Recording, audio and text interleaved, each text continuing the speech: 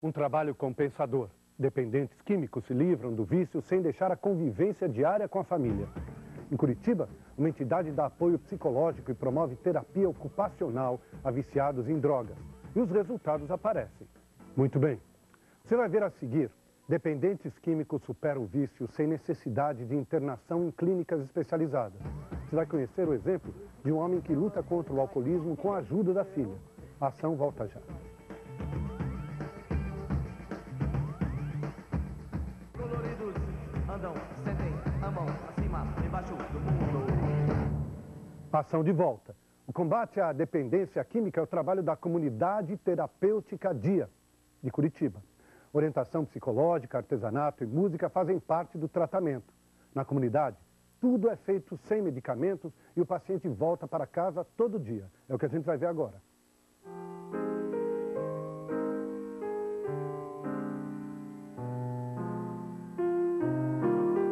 O alcoolismo desestruturou a vida de Araújo. E no auge da crise, fez dele um morador de rua. Antes das 9 da manhã, ele já estava bebendo. Às vezes, uma hora dessa, eu já tinha tomado uma garrafa no mínimo. 15 internações não deram resultado. Até que há um ano, Araújo conheceu a Comunidade Terapêutica DIA. Tem casos que ficam internados 2, 3, 6 meses. O que acontece? Quando ele sair de lá, o mundo continuou. Não parou por conta dele ter ido para o tratamento. Então, ele não vai estar preparado o suficiente para lidar com a sociedade. Ele está aprendendo a lidar um pouquinho com a dependência, mas não aqui fora. E assim com o tratamento DIA, não. Ele vai aprendendo a ficar sem a droga e inserido na sociedade. E deixa esses fiapinhos aparecendo para ele dar o contraste ali. Poxa, então deixa eu parar. As conquistas no artesanato são estímulos para o tratamento. A gente consegue focar, eu começar um trabalho e terminar. Daí a gente vê, pronto, vê um resultado, isso traz uma satisfação muito grande. O índice de recuperação na CTDIA chega a 80%. Entre os casos de sucesso está Araújo. Eu recuperei minha autoestima, coisa que eu não tinha. Eu tinha perdido, né? Minha filha está me dando um apoio que... Desculpe, eu me emociono, Tati. Oi, tudo bem? A relação pai e filha melhorou muito. Desde que eu me conheço por gente, ele tem esse problema, só que conforme os anos foram passando, que eu fui vendo a dificuldade que era mesmo, que não era safadeza, que nem muitos pensam, ele é um dependente químico, e eu considero ele um lutador hoje. Um lutador e um vencedor.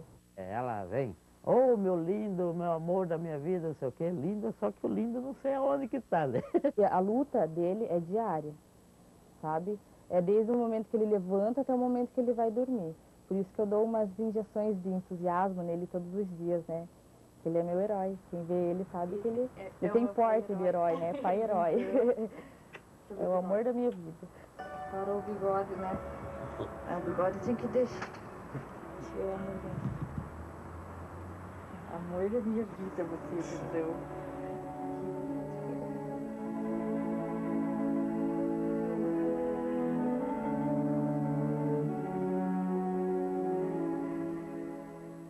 Muito bem.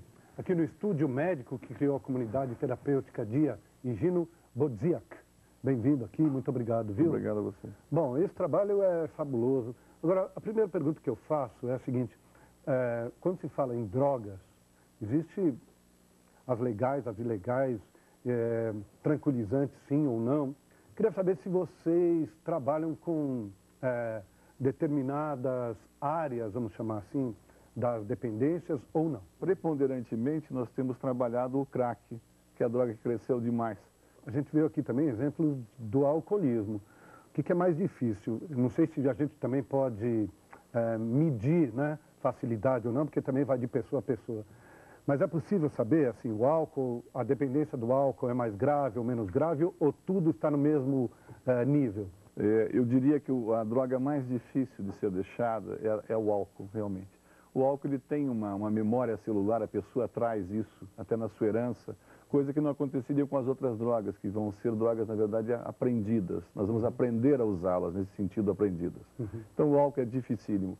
Bom, uma coisa que eu ouço dizer muito, com muita frequência, é que para realmente você se livrar de uma dependência química, você tem que ter a vontade disso. Quer dizer, porque existem famílias que veem os filhos, ou a mulher vê o marido, ou vice-versa, e tenta internar à força, olha, você vai ficar aqui que você vai ficar bom e tal, sem que ele ou essa pessoa tenha consciência e vontade. Eu acho que precisa ter os dois. É verdade isso? As duas questões são importantes. A consciência, muitas vezes, ela é abalada pelo uso da droga.